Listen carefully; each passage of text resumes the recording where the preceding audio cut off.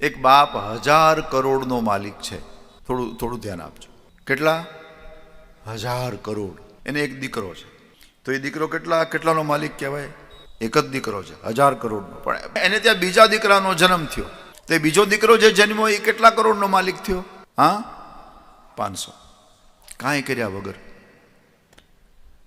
જન્મીને સીધો 500 કરોડનો માલિક. અને એ જ સમયે એ જ રાશિમાં એટલી જ કલાકે એટલી જ મિનિટે ઝૂંપડામાં બાળકનો જન્મ થયો છે. એની માને પોષણયુક્ત આહાર પણ નથી. તો આ ફરક શું કામ? જન્મ વખતે એક સીધો 500 કરોડનો માલિક, કાંઈ કરવાની છે, બધું જ મળી ગયું. અને એકને બધું જ ઊભું કરવાનું છે. કારણ અહીંયા ભગવદ્ ગીતાએ કર્મનો સ્વીકાર કર્યો છે. સૂચિનામ શ્રીમતામ ગેહે યોગ ભ્રષ્ટો વિજાય. એટલે કર્મ ભોગવવું પડે. આ કંઈ બાકી રહી ગયું હોય ને તો એ ભોગવવા માટે આવવું પડે.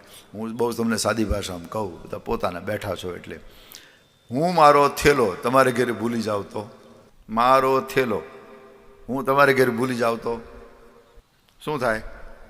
યા તો તમારે મને આપવું પડે, યા તો મારે પાછું આ આવાગમન થાય. જો રહી જાય તો એમ અહીંયા કંઈક રહી જાય તો પાછું આવાગમન થાય.